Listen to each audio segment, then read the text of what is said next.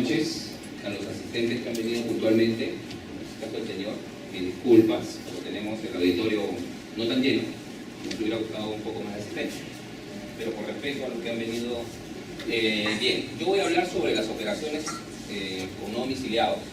¿Ya? El tema es bastante amplio, ¿ya? Es un tema que me hubiera gustado tratarlo en 3 sesiones.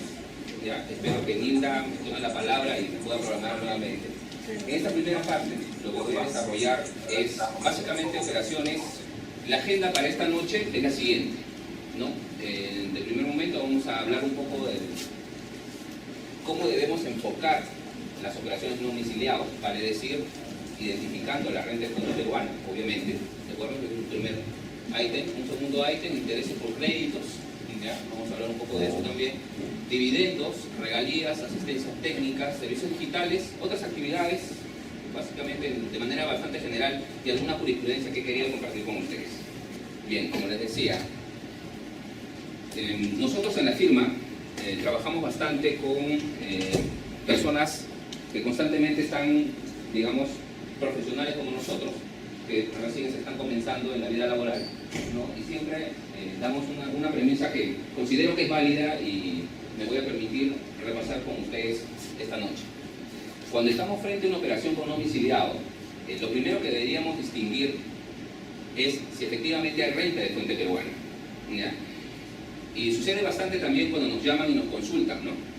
Tengo una operación con Argentina, estoy contratando a un estudio de abogados de Argentina y me está haciendo un estudio por allá, ¿no?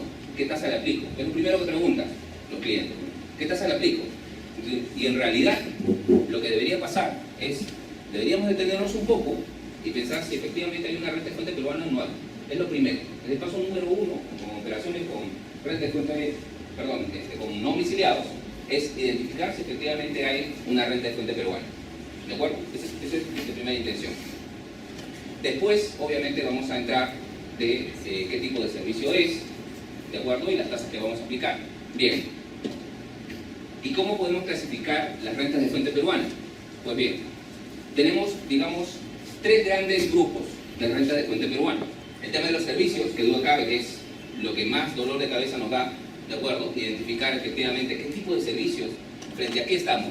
Asistencia técnica, servicios digitales, ¿no? Pues estamos frente a regalías. El material no contiene información, digamos, operaciones con países con los cuales tenemos suscritos los convenios para evitar la doble imposición, ¿de acuerdo? Pero me voy a permitir, cuando desarrollemos cada uno de los temas, hablar un poco sobre ello, ¿ya? Y espero que pueda hacer ponencia también en una segunda oportunidad. Pero básicamente el tema de servicios es lo que más dolor de cabeza nos da. Después tenemos las ganancias de capital, que no cabe la enajenación de acciones, ¿de acuerdo? La enajenación de bienes que sufren desgaste, alquileres, ¿de acuerdo?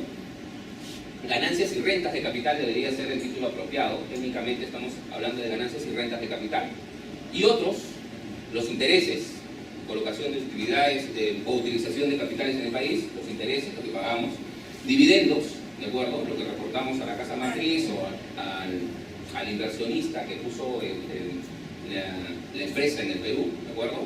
La exportación de bienes, que es un tema bastante sencillo, y venta de bienes muebles situados en el país, ¿no? Y esto es a partir del 1 de enero de 2013. Entonces, donde nos vamos a centrar un poco esta noche, y los temas más ricos están en temas de asistencia técnica, servicio digital, regalías, vamos a hablar un poco de intereses, dividendos también.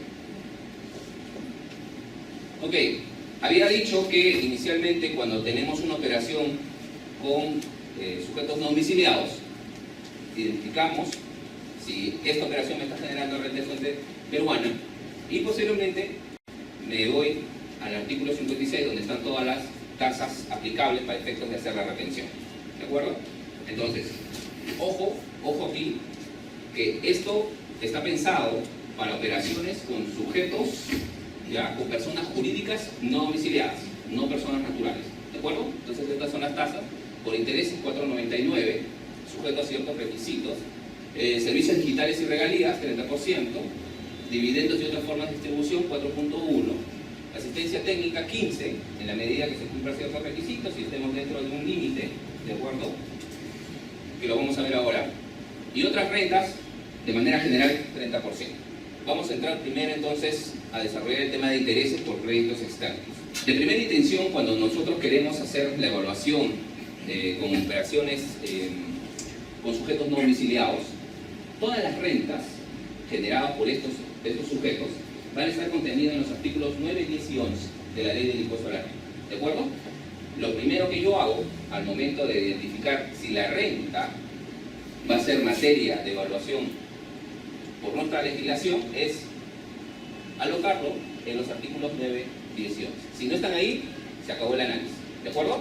Entonces, el tema puntualmente, lo que estamos viendo, el tema de intereses, está en el artículo 9 de la Ley de Impuesto a la Renta, y te dice que va a ser renta de fuente peruana aquel interés que pagas, ¿de acuerdo? Y no solamente por los préstamos, sino también los préstamos, por lo general, al momento de la negociación, hay una prima adicional que se paga, ¿no? También hay diferentes desembolsos que se hacen producto del préstamo en sí que se está generando con el no domiciliado. Entonces, todos estos desembolsos que se van a hacer, llámese intereses, primas, comisiones, para obtener el préstamo, son renta de fuente peruana. Ok. La SUNAT, en el 2013, sacó este informe, donde justamente, de alguna u otra manera, nos reafirma lo que está descrito en la ley, ¿no? Nos dice que no solamente las comisiones, como habíamos visto, las primas, sino las garantías por la carta fianza, ¿ya? A lo que el accionista no domiciliado coloca en un banco como garantía, y lo que le cobra el banco, lo traslada a la persona jurídica domiciliada, esa garantía, ese producto de esa garantía, ese cobro, también entra en esta descripción. En buena cuenta, lo que nos quiere decir, o sea, la traducción de este informe, más allá de hacer digamos, puntualmente que desarrolle este tema, ¿ya? La traducción de esto es que el artículo 9, cuando nos dice que serán renta de fuente peruana, los intereses, comisiones, primas y toda suma adicional, en esta toda suma adicional pueden entrar muchos conceptos, ¿de acuerdo? Tanto es así que en el informe de SUNAT nos dice que los desembolsos efectuados para el otorgamiento de una carta fianza también califican como renta de fuente peruana. Las tasas, ya lo habíamos dicho, es 4.99, pero siempre que se cumplan con algunos requisitos, ¿no? Se acredita el ingreso de fondos al Perú. Esto es importante. Muchas veces, ya en la práctica se ve que a veces el financiamiento no solamente se da con desembolsos directamente a la cuenta de la empresa, sino también, me ha pasado, fuimos a una empresa importadora, ¿sí? Y el proveedor del exterior financiar las compras que hacía la empresa domiciliada. De manera que, producto de esa finalización, le cobraba un interés y la empresa costeaba el interés. ¿Por qué? Porque no había desembolso. El proveedor daba la mercadería a la empresa peruana y le decía, yo te doy, pero esto es como si te estuviera financiando y te voy a cobrar posteriormente un interés. ¿De acuerdo? Entonces, cuando llegaba el invoice, lo que hacía la compañera, miraba el invoice, decía ahí la descripción del producto, pero líneas abajo había un concepto por intereses. No se habían percatado y todo eso estaba siendo costeado. Como sabemos, el tema de los intereses no se puede capitalizar, ¿de acuerdo? Siempre es gasto para efectos tributarios. Siempre. Ok, entonces, el tema del ingreso tiene que pasar por una entidad financiera. Tiene que pasar a las cuentas. Listo. Tasas máximas, sí. O sea, lo que yo pacte con la entidad financiera que me está prestando, con la persona jurídica no domiciliada que me está prestando el dinero, no puede ser mayor a la tasa LIBOR más 100.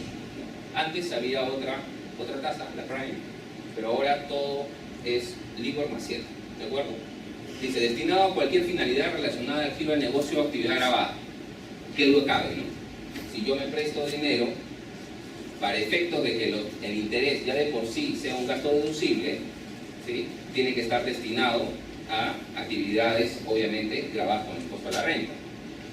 Sucede bastante, y seguramente hemos escuchado, cuando yo me financio, pero para poder adquirir, por ejemplo, acciones de otra empresa, ahí el cuestionamiento de la administración tributaria es mayor, porque dice, oye, si tú, por ejemplo, vendes productos y vas a invertir con acciones en otra empresa, y tú te prestas para hacer esa operación, el interés generado por ese préstamo no va a ser deducible, dado que tu actividad es venta de productos, ¿de acuerdo? Esto también ya se ha desarrollado en el Tribunal Fiscal, y lo que se dice es lo siguiente, y uno de los argumentos que se utiliza es: si yo invierto en otra empresa, compro las acciones de otra empresa, ¿sí?, lo que estoy haciendo, o lo que yo, para que el interés sea deducible, debiera ser crear sinergias con la otra empresa para que así yo pueda tener mayores rentas, ¿de acuerdo? De repente es la competencia y lo estoy comprando, y para comprarme a la competencia tengo que financiarme del exterior. Esos intereses sí van a ser deducibles en la medida que se pruebe que hay una causalidad, ¿de acuerdo? Que esté directamente relacionado con la actividad, con el giro del negocio. No exista vinculación económica entre las partes. Eso es bastante importante. Las operaciones de préstamo entre empresas vinculadas no están sujetos al 499, están sujetos a la tasa, a la regla general del 30%. Y aquí una distinción, porque habla de vinculación económica, ¿ya? Recordemos que en el 32A tenemos una descripción que hace la ley por el tema de la vinculación económica, ¿de acuerdo? Cuando yo vendo, el 80% de mis ventas corresponde al 30% de las compras de la empresa, de la otra empresa, ¿de acuerdo?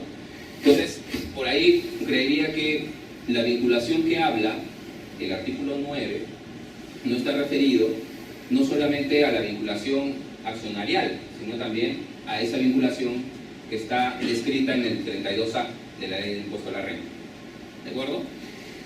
Dice no back to back. Básicamente eso es, las operaciones back to back son aquellas operaciones donde se coloca un tercero para poder encubrir una operación que se tiene con la empresa, con la matriz domiciliada. Vale decir, digamos, la operación real, en una operación back to back, la operación real es el préstamo de la empresa matriz a la compañía domiciliada, ¿de acuerdo? Pero para efectos, como sabemos que el préstamo entre la matriz y la compañía domiciliada, el interés que se pague a la matriz no va a ser deducible, lo que se hace es interponer a un tercero, que es el Banco del Exterior, y el tercero, es el que va a efectuar el préstamo a la compañía domiciliada. Obviamente, la empresa, la entidad no domiciliada, llámese banco, ¿de acuerdo?, va a hacer el préstamo en la medida que la matriz haga un depósito. La matriz hace un depósito, y ese depósito, o como garantía de ese depósito, la empresa o el banco no domiciliado va a efectuar el préstamo a la compañía domiciliada. Esa es una operación back to back, y esta operación no puede ser sujeto. Obviamente que aquí hay varios cuestionamientos, ¿no? Porque ¿cómo la administración tributaria podría darse cuenta de esta operación? En la práctica, digamos, la mayoría de empresas no domiciliadas, las transnacionales, efectúan esta operación. Eso se da en la práctica, ¿de acuerdo? Está normado, pero no hay forma de que la administración tributaria pueda identificar este tema. Ahora, con el tema de las fiscalizaciones de precio de transferencia, sí va a tener herramientas para poder descubrir operaciones de este tipo, ¿de acuerdo? Por las operaciones que la empresa domiciliada va a tener que reportar en su estudio de precio. Ahora vamos a hablar un poco de dividendos. Bien, la tasa de retención por pago de dividendos a empresas no domiciliadas es del 4.1. Recordemos aquí en este punto, ¿ya?, si yo distribuyo dividendos a una persona jurídica domiciliada, no hay retención. ¿sí? Las retenciones son a nivel de personas jurídicas, pero no domiciliadas. ¿De acuerdo? Si mi accionista, dentro de mis accionistas tengo personas jurídicas domiciliadas, personas jurídicas no domiciliadas, la retención o el pago solamente va a ser por la persona jurídica no domiciliada. Y si tengo personas naturales también como accionistas, pero domiciliados, ahí sí les corresponde el 4.1. ¿De acuerdo? Entonces, si dentro de mis accionistas tengo personas jurídicas domiciliadas y personas naturales domiciliadas, las retenciones por efecto de dividendo serán o van a recaer sobre las personas jurídicas no domiciliadas y sobre las personas naturales domiciliadas. ¿De acuerdo? Ok, aquí hay un caso, pero yo quisiera plantearle a ustedes otro caso, ¿ya? Y después resolvemos esto, que es un poco más sencillo. Y esto es lo que siempre veo en la práctica. Sucede que a determinada fecha, ya, digamos marzo, se reúne la Junta General de Accionistas y decide pagar dividendos. Vamos a pagar 1 millón de dividendos. Decide. Pero en el acuerdo, en el acta de la sesión, se hace referencia a lo siguiente, que se va a pagar el dividendo al mes siguiente, ¿ya? 500.000, ¿de acuerdo? Al mes siguiente, en abril, y los otros 500.000 cuando haya caja. Así lo estipulan. Y eso he observado en varias empresas. Entonces, la pregunta ahí es ¿cuándo se genera la obligación de hacer el pago del 4.1? ¿Cuándo se genera? En la fecha de acta, ¿no? Nos queda claro que es en la fecha de acta, ¿de acuerdo? Aun cuando no haya desembolso, la fecha de acta, la fecha de la decisión de hacer la distribución es lo que gatilla el 4.1. Bueno, para el caso, el 30 de septiembre se acuerda la distribución y se paga en octubre, en septiembre nace la obligación de efectuar la retención del 4.1. Las empresas no domiciliadas, cuando van a invertir en el país, siempre ven modelos tributarios, modelos de inversión. Uno de los modelos de inversión utilizados por las empresas, básicamente las empresas mineras, las preoperativas, las junior, que conocemos como junior, son las sucursales. No las subsidiarias, sino las sucursales. Son los dos modelos que tienen las empresas no domiciliadas para poder invertir en el país. Y prefieren estas, porque en estas solamente son, primero que no hay un aporte de capital propiamente, ¿no? Porque las sucursales no tienen acciones, ¿no? Es un brazo simplemente de la matriz, ¿de acuerdo? Entonces, primero no tienen acciones. Segundo, solamente responden por las operaciones que le generan renta de fuente peruana. Quiere decir que si la sucursal exporta o hace una operación en el exterior, de renta de fuente extranjera, ¿correcto? Y esa renta no tributa en el país, solo tributa por su renta de fuente peruana, ¿de acuerdo? Entonces, esa es una de las ventajas que tiene este modelo de inversión, que es aperturar una sucursal en el país.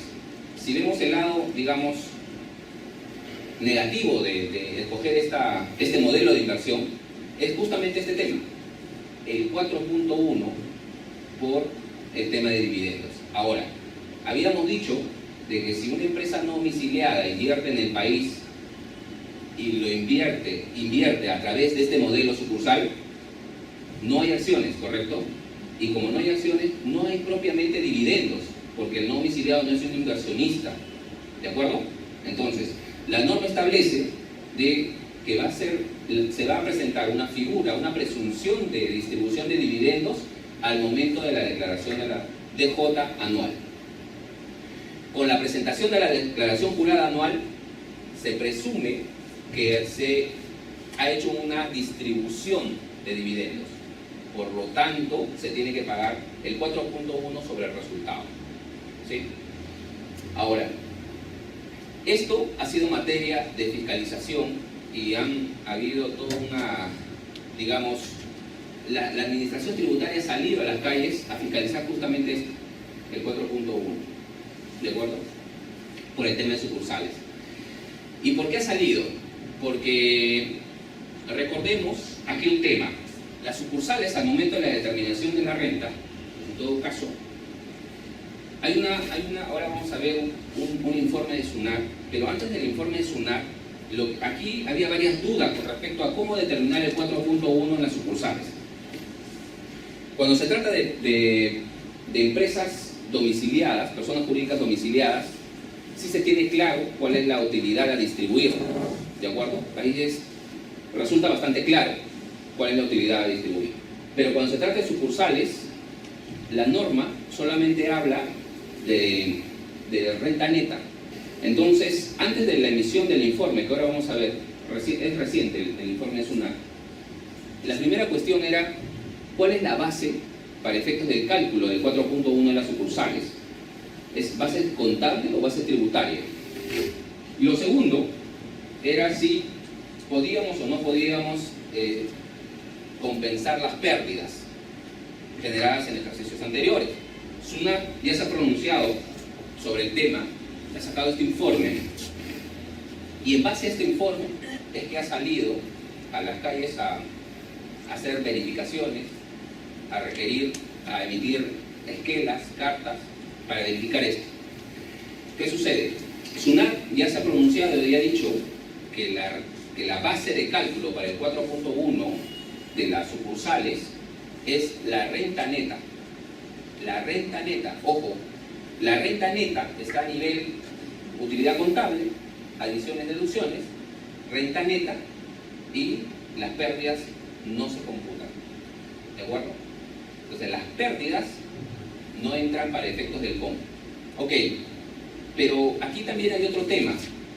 Resulta que, como sabemos, y comenzaba hablando del tema de las sucursales, diciéndoles que el modelo que las empresas no domiciliadas prefieren, en caso, por ejemplo, de las empresas juniors de inversión en etapa de preoperativa, en etapa de exploración, todo lo que invierten para hacer explotar la concesión, digamos, explorar la concesión para determinar si efectivamente hay mineral y posteriormente extraerlo o simplemente vender la empresa cuando ya se ha confirmado que efectivamente hay mineral. Todo lo que se invierte, todo lo que se desembolsa, todo eso está en etapa preoperativa. Vale decir, en su DJ lo que vamos a ver es todo lo que desembolsó y mandó como gasto contable adicionado, y todo lo que haya generado como ingreso financiero básicamente, deducido. ¿De acuerdo? Entonces, adiciones, deducciones, o sea, no tiene renta neta.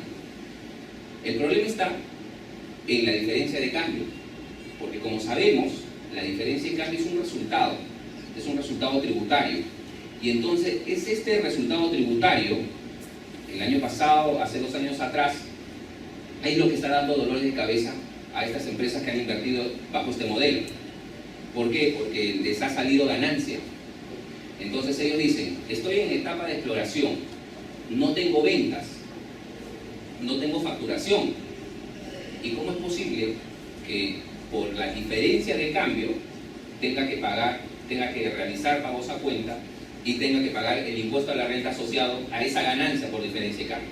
Y no solamente eso, sino que van a tener que pagar 4.1 también sobre esa renta. ¿De acuerdo? Entonces, nos hemos encontrado frente a una serie de cuestionamientos que las empresas que invierten bajo sucursal, bajo este modelo, ¿no?, nos han hecho, y esto producto del 4.1, la presunción, y producto también, que duda cabe, la presión que está haciendo la administración tributaria sobre estos temas.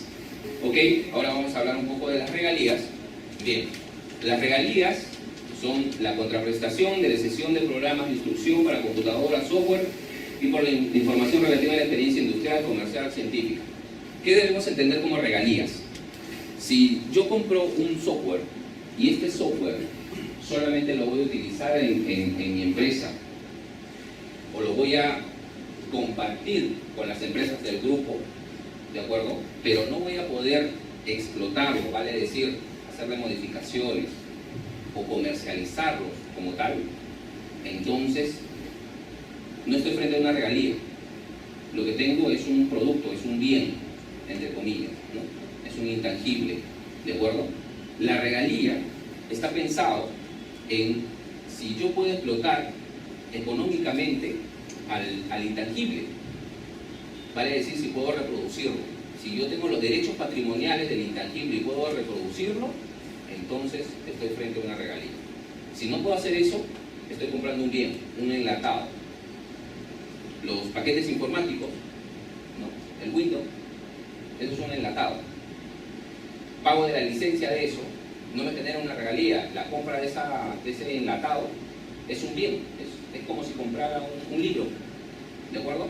Si yo tuviera el derecho de explotar ese paquete Windows, eso sí sería una regalía, ¿sí? Ok, entonces, la cesión de uso del software, si tengo licencia de uso de los derechos patrimoniales del programa. Ojo que derechos patrimoniales, no solamente el uso, sino los derechos patrimoniales. Me han cedido parcialmente los derechos patrimoniales, en ese sentido, sí se paga regalías, ¿de acuerdo? Solamente cuando tengo, esto es importante, los derechos patrimoniales sobre el intangible, sobre el programa, ¿de acuerdo? Ahora, ¿qué sucede? Aquí en este tema se ven bastantes cosas interesantes. Por lo general, las empresas, grupos económicos, cuya matriz está afuera, lo que hacen es, la matriz compra el software. La matriz compra el software afuera y lo distribuye a las empresas de Latinoamérica, de Sudamérica. Distribuye el costo que le costó, bueno, que desembolsó para adquirir el software, ¿no? Lo distribuye entre Perú, Bolivia, Argentina, distribuye el costo. La pregunta es si eso que me está cobrando la matriz encaja como regalía. En ese caso, hay que mirar despacio, y como todas las operaciones con no domiciliados, no hay una regla general. Podemos tener premisas bastante generales, pero no hay una regla aplicable para determinadas operaciones. Lo que se hace es evaluar, obviamente, operación por operación. En el caso que les comento, cuando se tiene la matriz que ha comprado el software y después, como todos estamos integrados, todos vamos a utilizar ese software, le pasa la factura a cada uno. Entonces lo que se analiza es qué es lo que realmente ha comprado la matriz. Si la matriz ha comprado un enlatado,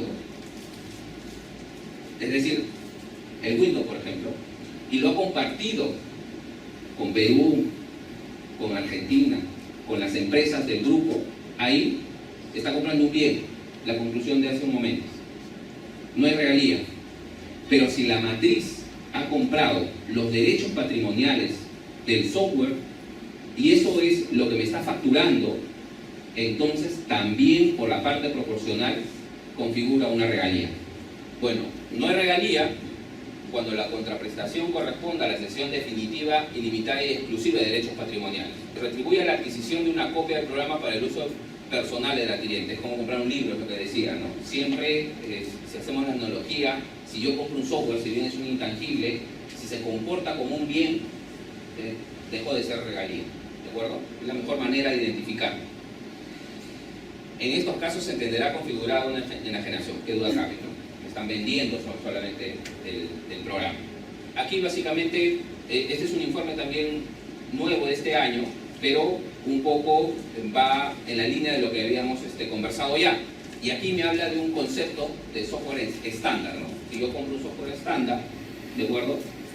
Y solamente tengo licencia de uso, que duda cabe, y me lo dan por 1 año, 2 años, entonces estoy frente a una compra de bien, entre comillas, ¿de acuerdo?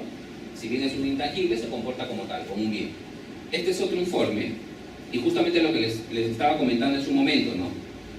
Si yo soy copropietario, es decir, la mamá me vendió una parte del intangible, lo que hago es identificar si efectivamente, la empresa matriz, qué es lo que ha adquirido, ¿no?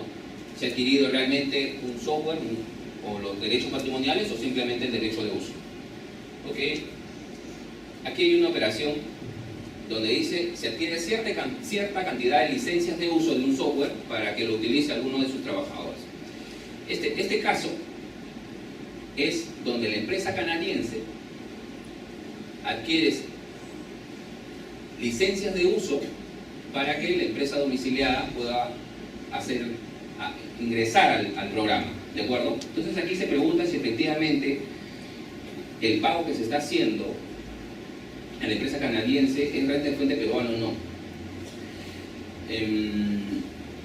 Y aquí varias complicaciones, porque, a ver, realmente hay una prestación de servicio en el país, porque recuerden que se puede ingresar online, ¿no?, a través de internet, ¿de acuerdo? Entonces, no hay una prestación en el país. Ciertamente podemos utilizar el internet y poder tener acceso. Venta de bien, obviamente no. El bien está en Canadá, se trata de una regalía. La conclusión de esto, yo creería que no. Es bastante ambiguo, ¿ya? Es bastante ambiguo el caso. Pero, así como está planteado, yo creería que no. No hay una regalía propiamente, porque si bien tiene los trabajadores que están en la compañía pueden acceder, tienen accesos al programa, la compañía domiciliada no tiene los derechos o no tiene la licencia de uso. ¿De acuerdo? Bastante cuidado, porque si la empresa canadiense es quien tiene la licencia y me habilita para mis trabajadores que están en el Perú el acceso a la red, no significa que yo tenga la licencia. ¿De acuerdo? Entonces, propiamente no estamos frente a una regalía. Cuando se importa un bien, ¿ya?, la fuente no está en el Perú, está en el extranjero. Por lo tanto, la premisa inicial, lo que habíamos conversado, cuando estoy frente a una operación de domiciliado, lo primero que verifico es: ¿hay renta de fuente peruana? Antes de entrar a las tasas, antes de hacer esa evaluación, lo que hago es evaluar si hay renta de fuente peruana. Si estamos diciendo, la empresa adquiere software enlatados y los distribuye, la fuente está fuera, no está en el Perú. Por lo tanto, no hay retención, no hay renta. IGB sí, utilización del país. ¿De acuerdo? Cuando estamos frente a operaciones de este tipo, donde lo que prima es los medios informáticos, el internet, ¿de acuerdo? Ya no estamos hablando de esto, sino de servicios digitales, que lo vamos a ver ahora, ¿de acuerdo? Creería en tu caso que estás frente a un servicio digital más que regalía. En el caso particular del SAP, va a depender bastante de qué es lo que te facture, ¿de acuerdo? Habíamos visto, por ejemplo, en este caso, la empresa canadiense ha habilitado solamente algunos accesos que va a poder utilizar la compañía peruana, ¿de acuerdo? Hace un momento también hablábamos de cuando la matriz compra el software, ¿de acuerdo? Y después hace partícipe a las empresas del grupo para que puedan asumir parte del costo. Entonces, en ese caso, habría que evaluar qué es lo que ha comprado la matriz. ¿De acuerdo? En tu caso, creería que es un enlatado, porque el SAP es, digamos, es un sistema que difícilmente le hayan vendido a la matriz los derechos patrimoniales para hacer modificaciones y reproducción. ¿De acuerdo? Entonces, hay que tener bastante cuidado al momento de evaluar. Habría que ver qué es lo que te va a cobrar y cómo te lo va a hacer. Simplemente, si no te cobra, no hay forma de que la administración tributaria te pueda observar la operación. Solamente una precisión ahí, con Chile tenemos convenio de doble imposición para evitar la doble imposición, ¿de acuerdo? Entonces, el análisis es el siguiente. A ver, y ahí voy a aprovechar la consulta para poder hacer y dar un comentario adicional. Hay una particularidad en el convenio de doble imposición suscrito con Chile para efectos justamente de los préstamos por el tema de intereses. ¿Qué resulta? Si yo quiero aplicar el convenio, ¿ya?, las partes se dice que tienen que ser residente en Chile y residente en el Perú, ¿de acuerdo? Pero sucede algo extraño con respecto a la redacción cuando se toca el tema de los intereses, porque dice que los préstamos tienen que provenir de Chile, pero no necesariamente tiene que ser, el acreedor tiene que ser residente en Chile. Yo podría, por ejemplo, tener el acreedor en Alemania y hacer que éste deposite a una empresa en Chile y la empresa chilena traiga en calidad de préstamo, me entregue el dinero a mi empresa peruana domiciliada. Entonces, esa transacción también sería beneficiado con el convenio de doble imposición.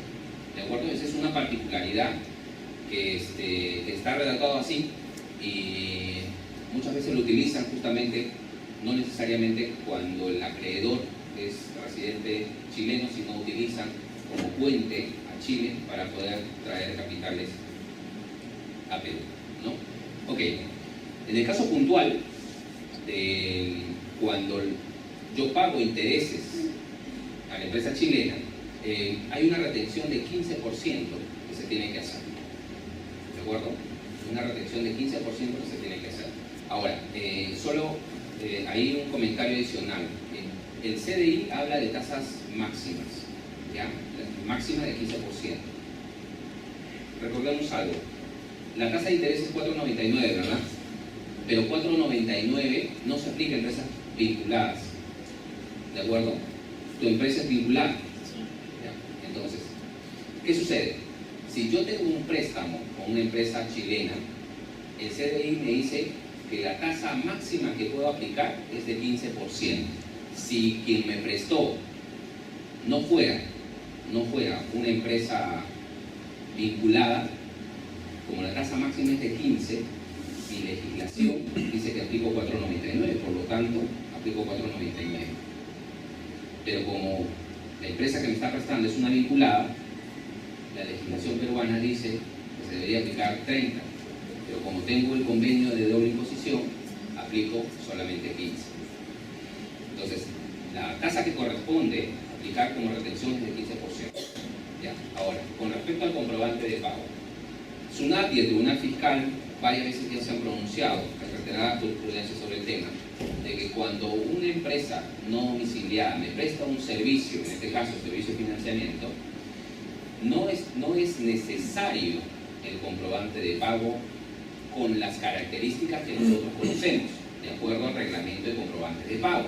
Va a depender bastante de la jurisdicción de donde proviene el servicio. En Chile, obviamente sí tienen un comprobante con las características que la legislación chilena ha regulado. Ese comprobante es el que debiera entregarnos para efectos de sustentar el desembolso efectuado por el préstamo. ¿De acuerdo? Ahora, y aquí, ahora último, la semana pasada estaba en un tema de fiscalización y una empresa minera, justamente también creo que fue con Canadá y no con Chile. Resulta que la empresa chilena lo que le entregaba eran reportes, unos reportes donde le describía mes a mes cuánto interés estaba devengando. Entonces la pregunta es si ese reporte basta para que detone la retención, la obligación de la retención del impuesto a la renta. ¿Basta con ese reporte? ¿O es que necesito el comprobante de pago, el invoice chileno? Entonces ahí la reflexión es la siguiente: ¿qué estás haciendo con ese reporte? ¿Qué haces? Si tú lo contabilizaste, qué duda cabe, ya se gatilló el tema de la retención, porque recordemos que para efectos de efectuar para estar obligados a efectuar la retención de renta del no domiciliado es la provisión del gasto, ¿de acuerdo? O el desembolso, lo que ocurra primero, ¿de acuerdo? Entonces, si con el reporte yo ya hice la anotación, ya tengo la obligación de hacer el pago, ¿sí? Con el reporte. En este caso, lo que nosotros decíamos, como ya se había hecho la anotación, entonces hay que tener cuidado, y un poco la explicación de por qué hacían esta dinámica era que la empresa chilena nunca me va a emitir un invoice por intereses. Como nunca me va a emitir un invoice, lo único que yo tengo es un reporte donde mes a mes me lo envían por mail, donde se visualiza el devengo del interés.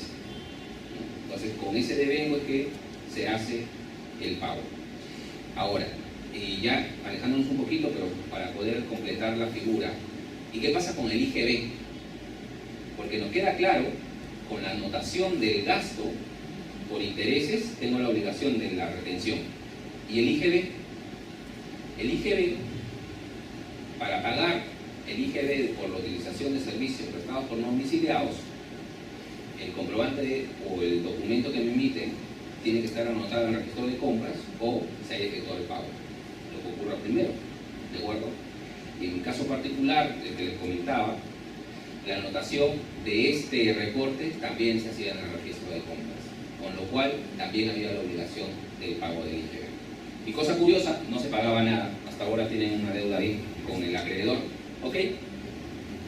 Continuamos. Asistencia técnica.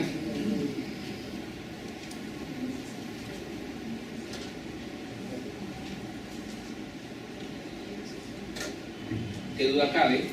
Igual, en el tema de asistencia técnica, tenemos que estar ante una renta de fuente peruana.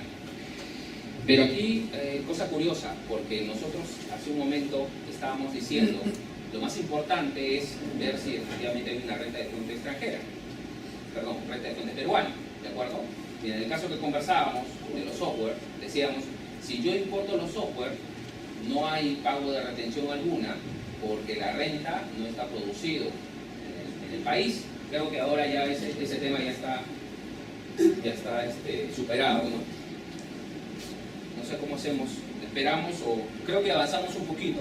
Ok, entonces decíamos, evaluamos cuando estamos frente a una operación de no domiciliado si hay renta de fuente peruana o no. Y esto, la imputación de la renta, puede ser por fuente o por residencia, ¿no? Esos dos criterios de imputación de renta existen, ¿no? En la teoría, en la doctrina, son esos dos criterios de imputación: el territorio, la fuente, o la residencia.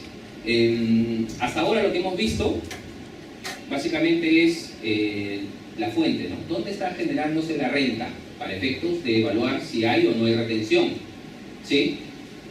Pero en el tema de asistencia técnica, la ley del impuesto a la renta se escapa de ese criterio, ¿ya? Y la norma te dice que va a haber renta de fuente peruana independientemente de dónde se preste el servicio. Se presta en el Perú, se presta afuera, no interesa. Renta de fuente peruana siempre que sea asistencia técnica, ¿sí? Pero hay que tener cuidado. Se puede generar en cualquier parte, pero se tiene que utilizar económicamente en el país, ¿sí? La utilización económica tiene que estar en el país para tener claro el tema.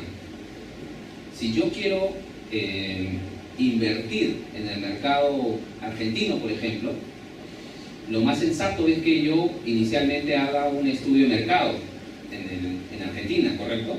Lo usual es que yo me contacte con una empresa de servicios argentino que me pueda hacer brindar ese estudio, el estudio de mercado argentino, para yo ver si efectivamente vale la pena o no vale la pena sacar mi producto para Argentina. En ese caso, cuando el estudio argentino me emite su comprobante y me cobre, ¿hay renta de fuente peruana o no? Voy a invertir en el mercado argentino, me contacto con una firma, un estudio de abogados, un estudio de marketing, los contrato y les digo, bueno, hagan un estudio del mercado argentino para ver si va a pegar o no va a pegar mi producto. En ese caso, señores, no hay renta de fuente peruana, porque la fuente está en Argentina, ¿de acuerdo? La fuente está en Argentina, todo se está desarrollando en Argentina. Que económicamente el informe lo utilice acá para tomar mis decisiones no significa que genere renta de fuente peruana. Por lo tanto, cuando yo le pague al consultor argentino, no va a ser sujeto de retención. Pero si cambiamos el escenario, ya no se trata de un estudio de mercado, se trata de asistencia técnica.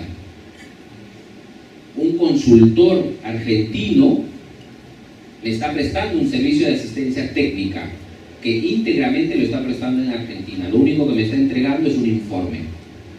En ese caso, independientemente de que la fuente esté en Argentina, para efectos de nuestra legislación, sí hay renta de fuente peruana, por asistencia técnica.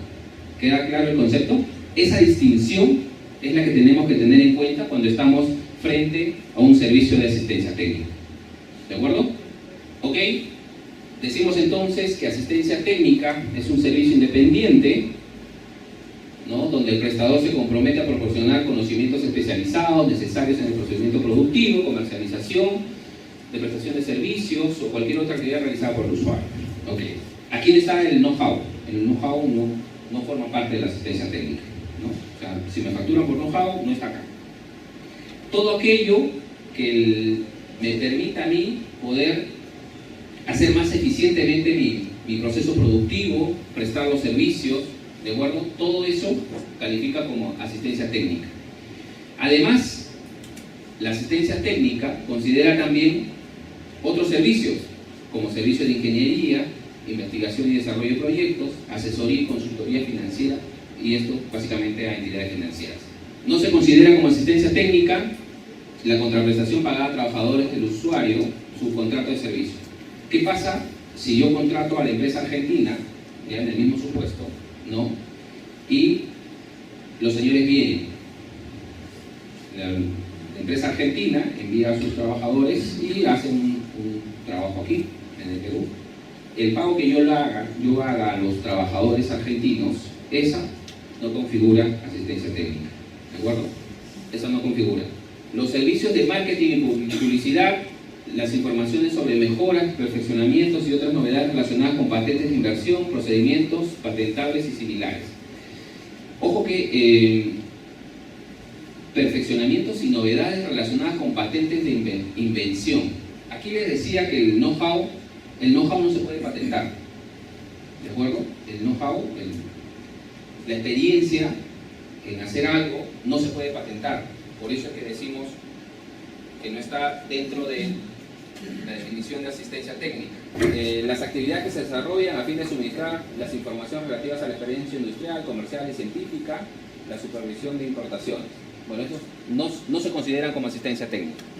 Por lo general, estamos frente a una asistencia técnica cuando yo tengo una planta, voy a implementar una nueva área y necesito apoyo de ingeniería, necesito saber nuevos procesos o necesito que la maquinaria nueva sea calibrada, ¿no?, y que de alguna manera también instruyan al personal de la planta en el nuevo procedimiento o en las nuevas características de la máquina que estoy comprando, ¿no? Siempre en esos casos de innovación, en esos casos de ampliación de planta, de operaciones en el sector industrial, es que se ve el tema de asistencia técnica. Ok, criterio de utilización económica. ¿Cuándo se dice que se ha utilizado económicamente en el país? Cuando la contraprestación, ¿sí?, se registra como gasto. ¿Cuándo se dice que se ha consumido en el país la utilización? Cuando lo registro como gasto. Si yo lo registro como gasto, entonces indirectamente estamos diciendo que la utilización económica es en el país. Si esto lo concatenamos con la definición inicial que decíamos, no interesa dónde esté la fuente, lo que interesa es la utilización económica, ¿de acuerdo? Entonces la conclusión sería, no interesa dónde esté la fuente, lo que interesa es si lo ha registrado como gasto o no. Si lo ha registrado como gasto, independientemente de donde se haya prestado, si estamos frente a una asistencia técnica, renta de fuente peruana, ¿de acuerdo? Y hay que aplicarle las tasas. ¿Qué tasa le voy a aplicar? 15%. Pero ojo, 15% en julio en el paquete tributario del 2012, es decir, a partir de agosto, el 15% siempre que no supere los 140 OITs, es decir, más o menos 532.000 soles, ¿no? Si yo tengo una asistencia técnica por un honorario menor a 532.000 soles, no necesito el certificado para estar afecto a 15%. Aquí hay un tema adicional, ¿no? La tasa es de 15, ¿de acuerdo? La tasa es de 15. Recordemos un poquito cómo era antes de la modificación. Antes de la modificación, la tasa también era de 15, pero estaba condicionado a tener un informe de auditoría, ¿de acuerdo? Decía la norma, auditoría de empresa prestigiosa, de prestigio internacional, ¿de acuerdo? Una firma de auditoría de prestigio internacional, decía la norma, que tenía que tener un informe para que pueda aplicar una tasa reducida de 15%. Y si no tenía ese informe, la tasa era de 30%. A partir de agosto, ya no necesito el informe en la medida que el servicio de asistencia técnica sea por un monto menor. Si el servicio de asistencia técnica es por un monto mayor, ahí sí necesito el informe de auditoría. Y la redacción también ha cambiado, porque ya no se habla de firma de auditoría de prestigio internacional, sino se habla de una firma registrada en la Sociedad de Auditoría del Colegio de Contadores. No solamente eso, sino también que puede ser que no está registrado en el Colegio de Contadores, pero es del exterior. Dice que las demás sociedades de auditoría facultadas a desempeñar tales funciones conforme a las disposiciones del país donde se encuentre establecido. O sea, que yo puedo sustentar ese 15% con un informe del exterior en la medida que ese informe haya sido elaborado por una firma del exterior acreditada también en su país. Antes solamente teníamos la limitante de que tenía que ser una firma domiciliada de prestigio internacional. Básicamente es eso. Esa es la modificación. Ahora, ¿cuándo? Y aquí, en la práctica, sucede algo bastante interesante, ¿no? Cuando contrata un servicio de asistencia técnica para la implementación de una planta, por ejemplo, las facturas nos llegan periódicamente por el servicio, pero eso no significa que el servicio se haya concluido. Puede prolongarse un mes, 2 meses, dependiendo. Entonces, el servicio puede no haber concluido, pero yo ya tengo las facturas. No solamente eso, sino que el proveedor está exigiendo el pago, obviamente. Entonces, ahí necesito informe por cada factura que voy a pagar, o no le pago hasta el final y tengo el informe y recién le aplico la retención. ¿Cómo se trabaja ahí? ¿Sí entienden la dificultad? O sea, tengo el servicio que está corriendo, me están prestando un servicio, digamos en 3 meses se va a concluir el servicio. Pero periódicamente, mes a mes, ya me están emitiendo el invoice por el servicio y el proveedor está exigiendo el pago. La pregunta es, ¿pago haciendo la retención de 15, de 30, o no retengo nada y retengo al final? En la práctica, lo que se hace es, se paga y se retiene. Se retiene 15%, porque se presupone y se establece y ya se pone de alguna manera una política para que al término, a la culminación del servicio, se cuente con el informe. Me pasó un caso bien interesante. En Lurín hay una planta de vidrios, Owen Iginor, que hace todo el tema de envases de vidrio para las cerveceras, para todo, casi la mayoría de bebidas. Ellos implementaron la planta en Lurín, un proyecto bastante millonario, pero al momento de hacer los desembolsos, ellos, como la práctica, lo usual es hacer el pago, pero haciendo la retención con el beneficio del 15%. El problema está en que cuando se terminó de hacer el servicio, no había información suficiente para acreditar que efectivamente se estaba frente a un servicio de asistencia técnica. Ellos tuvieron muchos problemas para poder documentar el servicio de asistencia técnica, ¿no? Y eso es lo que ocurre cuando no se lleva un debido control desde el momento 1, porque la contingencia es que si no se puede acreditar que efectivamente se ha estado frente con el servicio de asistencia técnica, como ya se ha pagado con una retención de 15%, entonces la administración tributaria podría decirte, oye, no debió haber sido 15 sino 3. Pero en la práctica lo usual es que se haga retenciones con una tasa disminuida de 15% y que posteriormente se regularice al término se regularice. Y aquí una recomendación: si el servicio de asistencia técnica se va a prolongar en más de un ejercicio, ya lo usual, o al menos la recomendación, es que se tenga un estudio, ¿no?, una certificación al terminar el ejercicio, ¿no?, una vez al año, ¿no?, por el servicio. ¿Y qué pasa si una persona natural me presta un servicio de asistencia técnica? Recordemos un poco que las personas naturales no domiciliadas, también cuando generan renta de fuente peruana, son afectos a la retención, ¿de acuerdo? Pero la retención que se le aplica a una persona natural no domiciliada es distinta en la medida que la base imponible está disminuida en un 20% y sobre eso se aplica el 30%. En líneas generales, aplicamos el 24% a rajatabla a servicios prestados por personas naturales no domiciliados. ¿De acuerdo? 24%.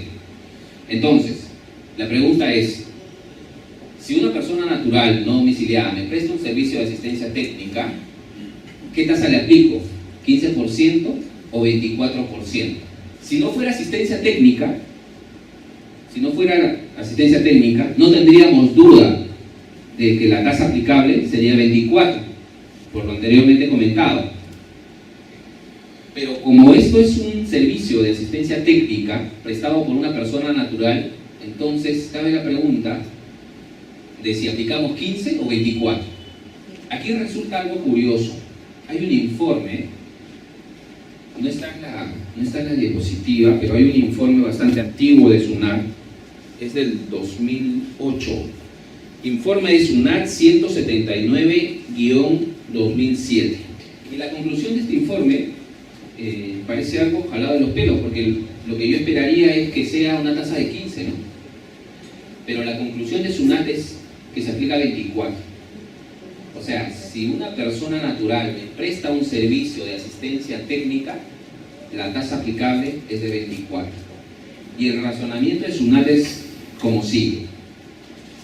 Dice, creería que ahí también hay un tema de, digamos, definición técnica, ¿no? Porque cuando revisen el informe, en el desarrollo del informe, SUNAT dice: las personas naturales no domiciliadas, cuando prestan servicios, están generando rentas de cuarta categoría.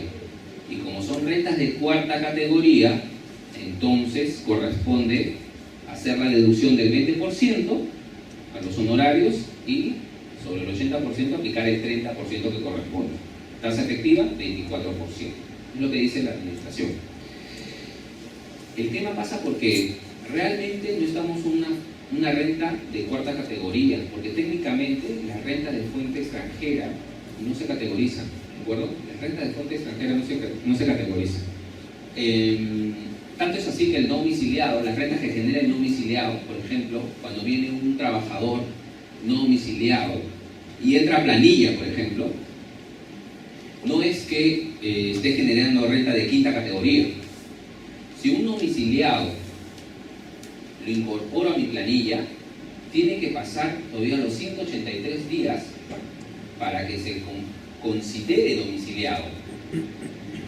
Y la condición de domiciliado es lo que le va a dar el beneficio de la aplicación de toda la dinámica de la renta de quinta categoría. Solo la condición de domiciliado, o sea, la categorización son para los domiciliados, no para los no domiciliados. Las rentas generadas por no domiciliados técnicamente no se categorizan. Entonces, ¿qué sucede cuando un no domiciliado entra a la planilla? Bueno, simplemente se le hace una retención del 30%. No se le hace, digamos, no se le aplica toda la dinámica de la retención de quinta, es decir, la deducción de las 7 UITs y las tasas escalonadas. Dicho sea de paso que ahora ha disminuido. No se le aplica toda esa dinámica, ¿de acuerdo? ¿Por qué? Porque no es domiciliado. Lo mismo sucede acá. SUNAT me dice que debiera tratarlo como un generador de renta de cuarta categoría, pero en estricto, este señor no está generando renta de cuarta categoría. Puede ser un símil, puede parecer, pero no es renta de cuarta. Ok, continuamos. Bueno, servicios de ingeniería, que duda cabe, ya habíamos conversado, los servicios de ingeniería también son servicios de asistencia técnica y por lo tanto se le aplica una tasa de 15%. También para los servicios de ingeniería, como todos los temas de asistencia técnica, necesitan certificación. ¿Ok? Este es un casito que en realidad vamos a saltar porque hay cosas más interesantes más adelante. De acuerdo, aquí hay un criterio bien interesante. El artículo 37 de la ley del impuesto a la renta me habla de la causalidad, ¿no? Y como criterio de causalidad me habla de la necesidad, me habla de la razonabilidad y sabemos, reiterada jurisprudencia también del Tribunal Fiscal, de que la causalidad no es una causalidad directa, ¿de acuerdo? Porque, ¿qué duda cabe si yo en la oficina lo ambiento y pongo, no sé, una planta exótica, ¿de acuerdo? El desembolso efectuado para poner esa planta, si bien directamente no está vinculado con la renta que voy a generar, indirectamente sí, porque me va a permitir tener una oficina más bonita, poder atender a mis clientes más cómodamente, ¿de acuerdo? Entonces, esa causalidad es indirecta, ¿de acuerdo? La necesidad, o sea, no hay una necesidad per se, propiamente para el giro del negocio, de tener la planta, ¿de acuerdo?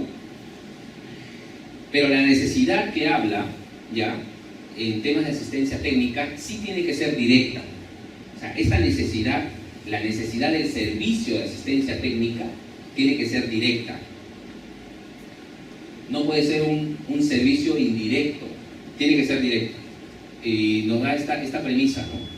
Que me parece bastante válido y hay que tener bastante en cuenta, porque nosotros cuando evaluamos el tema de gastos, siempre estamos bajo el concepto de la potencialidad de la generación de renta del gasto, ¿no? Si es potencialmente, tiene potencial para generar renta, sí, entonces es un gasto deducible.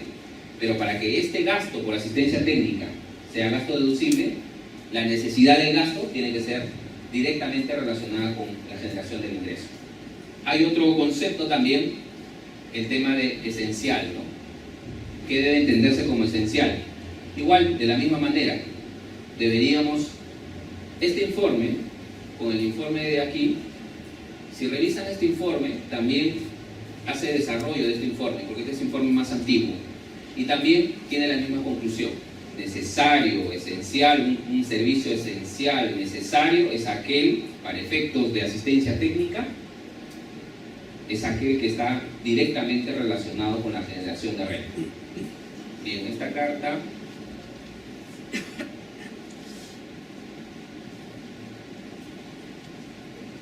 habla de los servicios legales, servicios, o sea, hay otro tipo de servicios, ¿de acuerdo?, que podría calificar como asistencia técnica, ¿no?, para efectos del impuesto a la renta. Pero no es posible establecerlo a priori, es decir, antes. Recuerden, hace un momento estábamos comentando sobre qué pasa si yo tengo un servicio prestado por un domiciliado, y sucede bastante que nosotros que estamos metidos en la contabilidad, haciendo los registros, me llega el invoice, pero no tengo, digamos, certeza del servicio que me está prestando. No tengo la comprensión del servicio. Como no tengo la comprensión del servicio,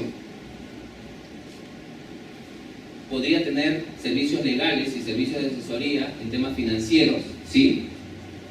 Pero aventurarme a decir que es asistencia técnica a priori, tendría que revisarlo caso por caso. Es lo que te dice esta carta, ¿no? Y eso es, digamos, lo más importante al momento de hacer desembolsos, el pago al proveedor. Porque yo puedo tener una factura de asistencia, perdón, de servicios legales, por ejemplo, y esos servicios legales pueden formar parte de un servicio de asistencia técnica. Pero si yo no lo tengo documentado, yo no puedo decir a priori, o sea, no puedo hacer el pago haciendo la retención del 15%. No podría hacerle el pago, porque a priori no puedo decir que es un servicio de asistencia técnica. Hay que tener bastante cuidado al momento de hacer los pagos a los no domiciliados por los servicios de asistencia técnica. ¿Ok? Servicios digitales. A ver, cuando estamos frente a servicios digitales, básicamente estos servicios necesariamente tiene que haber una plataforma. Antes Internet, hasta el 2006, la norma solamente hablaba de Internet, pero ahora habla de intranet, Internet y otras plataformas que se pudieran establecer, ¿de acuerdo? Necesariamente tiene que haber una interacción entre las plataformas de internet, intranet y otras plataformas, protocolos para la utilización, o sea, para la configuración de este servicio digital, necesariamente tiene que haber este medio. No solamente eso, porque yo puedo tener acceso al correo, por ejemplo, y el hecho de que utilice internet, de acuerdo, pero ¿eso configura servicio digital? Hay ciertas características que dentro de la prestación de servicios se tienen que dar para que configure como servicio digital. Vale decir accesos, vale decir permisos, interacción con el programa. Ok, la tasa igual, es de 30 y como habíamos mencionado con los servicios de asistencia técnica, ¿ya? Los servicios digitales tienen la premisa de que no interesa dónde está la fuente, ¿de acuerdo? Lo mismo que estábamos conversando hace un momento, no interesa dónde está la fuente, no interesa dónde está el servidor, si está en Perú o está en China, no interesa.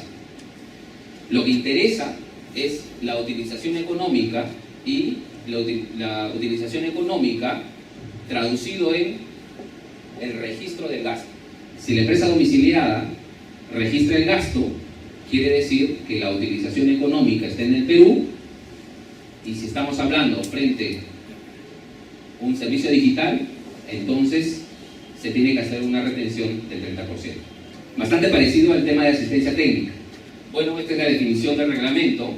Todo servicio que se pone a disposición del usuario a través de Internet, mediante accesos en línea, que se caracteriza por esencialmente ser automático o no ser viable en ausencia de la tecnología de la información. Noten, señores, que necesitamos accesos, ¿de acuerdo? Necesitamos acceso. Si bien es automático, puede ser automático no en el sinónimo de que sea pronto. Vale decir, yo puedo hacer una consulta por internet, tener un password, por ejemplo, ¿de acuerdo? Tengo un password, hay un servidor afuera, estoy suscrito a una consultoría online, por ejemplo, y de repente hago la consulta, pero esta interacción automática no significa que me tengan que responder en ese momento.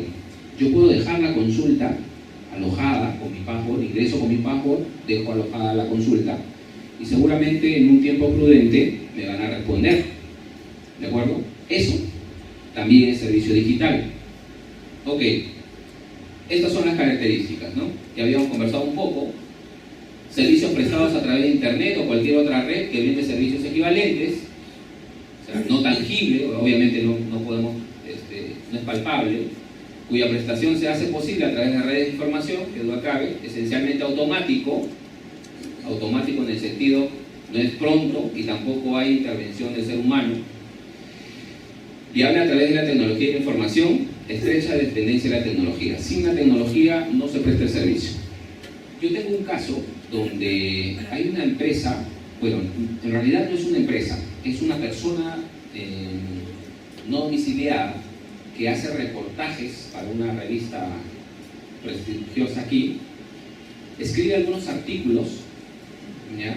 Hace entrevistas en Estados Unidos, escribe unos artículos y los envía acá, a la revista. Y la revista los publica. ¿Frente a qué estamos ahí? Se podría decir servicio digital, porque utilizan una plataforma, escriben el artículo, lo cuelgan en una plataforma y la empresa domiciliada tiene que tener acceso para poder bajarse el reportaje. No es un blog, porque el blog tiene acceso a todos. El negocio de este señor es, lo cuelga en una plataforma de manera que las revistas interesadas puedan bajar, teniendo acceso. No estamos aquí, no estamos en servicios digitales. Recordemos que la ley del impuesto a la renta establece en uno de los acápites, en el 56, en el artículo 56 de la ley del impuesto a la renta, hay algunas consideraciones, ¿ya?, donde la prestación del servicio tiene diferentes tasas. Esto es corresponsal de noticiero, ¿ya? noticias, corresponsal en noticiero, y tiene una tasa de 3-4%, si mal no recuerdo. Ok, continuamos, se dice, se considera servicios digitales, entre otros, mantenimiento de software, soporte técnico del cliente de red, todo lo que tenga que ver con plataformas. Y aquí algo que nos podría hacer dudar: acceso electrónico a servicios de consultoría, abogados, consultores, ¿no? Entonces, bastante cuidado con esto.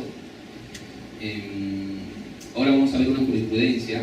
Tenemos una empresa extranjera que me presta servicios de consultoría, una empresa peruana, y la información está transmitida a través de internet. ¿Califica o no califica como servicio digital? Me lo pasaron por mail. Es bastante discutible. De primera intención, yo creería que no, pero la administración tributaria hace todo un desarrollo en este informe, que es bastante antiguo, ¿ya?, donde señala lo siguiente: a pesar de que, digamos, la información ha sido brindada a través del correo electrónico, para la administración sí es un servicio digital. Y dice, entre otros considerandos, que esto es diferente a un chateo, ¿no?, online. Yo ahora consulta y me pasan. Es diferente, porque aquí hay un desarrollo, hay un trabajo previo, ¿no? Se entiende que esto es un informe desarrollado por el profesional no domiciliado, que posteriormente lo transmite, sí, pero a través de internet, ¿no? Si bien no hay acceso, códigos, lo que estábamos comentando hace un momento, igual este servicio sí califica como servicio digital. Otras actividades, esto es lo que comentábamos hace un momento. Hay dos criterios en la doctrina para la imputación de renta, ¿no? El criterio de territorialidad y el criterio de fuente, ¿no?, de residencia. Esto ya lo habíamos comentado. El criterio de territorialidad para los sujetos no domiciliados que generan renta de fuente peruana, siempre que sea en territorio peruano, ¿no? Si la renta del no domiciliado se genera en territorio peruano, por este criterio está grabada por el 30%. ¿De acuerdo? Obviamente esto, ya habíamos comentado, no es aplicable para servicios de asistencia técnica ni para servicios digitales. ¿Ok? Aquí hay un caso bastante particular por el tema de los servicios prestados por satélites, ¿no? En este caso, el tribunal, en este oficio se dice que los satélites no están en territorio peruano, o sea, no se puede saber si están o no están parcial ni totalmente prestados en el país, no se puede. Cuando se tiene operaciones con no domiciliados, y estos son empresas vinculadas, por lo general, sucede bastante en la práctica que se dan reembolsos de gastos, ¿no? La empresa domiciliada incurre en algunos desembolsos a favor de trabajadores o prestadores de servicio enviados por la empresa matriz. Incurre en una serie de gastos y después le pasa la factura a la empresa domiciliada, perdón. Y viceversa. Puede que la empresa domiciliada envíe un trabajador al exterior, a la casa matriz, y la casa matriz incurre en algunos desembolsos, alojamiento, pasajes, ¿no?, del trabajador, que posteriormente reembolsa o pide reembolso a la empresa peruana. En ese caso, cuando estamos frente a reembolsos, propiamente no se está generando renta, ¿de acuerdo? O sea, propiamente no hay una generación de renta, siempre que estemos frente a en un escenario de reembolso. Ahora, la administración tributaria ya se ha pronunciado al respecto y dice que el tema de reembolsos, ¿ya?, en el tema de reembolsos no puede haber una operación o una actividad solamente por reembolso. El reembolso se configura en la medida que haya un servicio adicional o el servicio principal. Vale decir, va a haber reembolso de gasto en la medida que me presta un servicio. Si la casa matriz me presta un servicio y yo tengo que reembolsar los gastos generados por el servicio, digamos, ese desembolso por reembolso propiamente sí califica como reembolso, y como tal, ahí no hay que hacer nada, no hay que hacer retención, porque es reembolso, ¿de acuerdo? Y es más, contablemente no afecta el resultado, ¿verdad?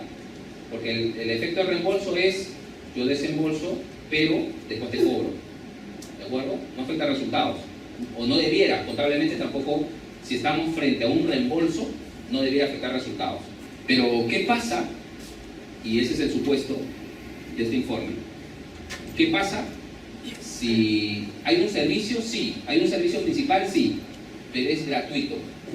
Porque como son empresas vinculadas, te mando al especialista que hace el servicio y no te voy a cobrar nada. Lo único que te voy a cobrar por mandarte al especialista es el pasaje y su alojamiento.